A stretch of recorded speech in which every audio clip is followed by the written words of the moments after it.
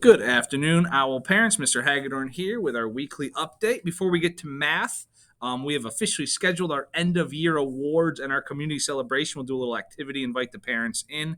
That's going to be Monday, June 26th from 8:15 to 10:30 in the cafeteria here at Pine Hollow. We'll be doing awards and then kind of a fun little activity, getting our parents involved with some of the kids afterwards.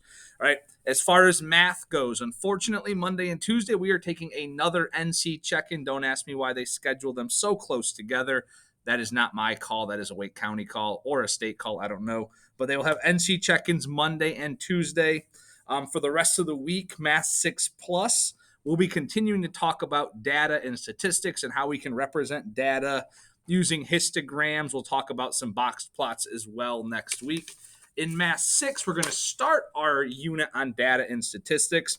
We're going to start talking about dot plots and what makes good data, what makes a good statistical question to gather data as well. All right, have a great weekend. Remember, Sunday is Mother's Day. I'll see you on Monday.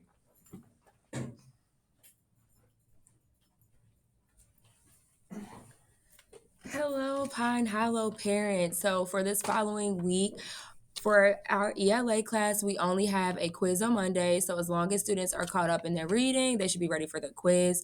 Homework book log number 7 is for the assigned reading tonight. So Monday will be bookmark number 8. So as long as everybody's on track with their book, we should have no problems with the quiz. Next week, we're going to continue to do our literacy circles, and we're going to do that for at least the next 2.5 weeks.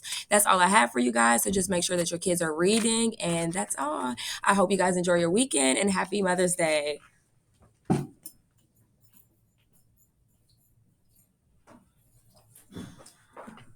All right. Hello, Owl families. This week we focused on 3 major processes that keep plants alive and indirectly keep us alive, which is photosynthesis, cellular respiration, and transpiration.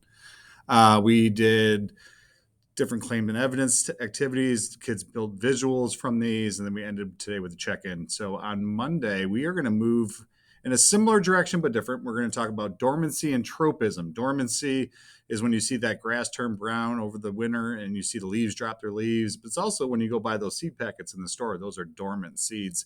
And then we're going to talk about tropisms, which is responses to external stimuli. Why do those plants grow towards or away from light? Different things with gravity. So we're going to be focusing on what plants can do to increase their chances of survival. That builds on the idea of what we did this week with photosynthesis, cellular respiration, transpiration. And at the end of next week, we're going to end next week with a Hunger Games project.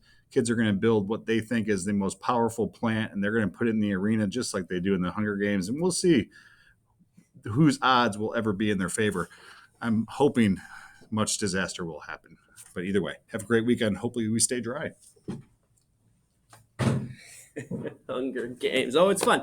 Okay, social studies. We are almost finished with our unit, our short unit on the rise and fall or declines of civilization. So we talked about decline, kind of what the general idea of it was, and then we moved into some historic rise and fall. So we've talked about Alexander the Great. We finished him today, the rise and fall of his empire.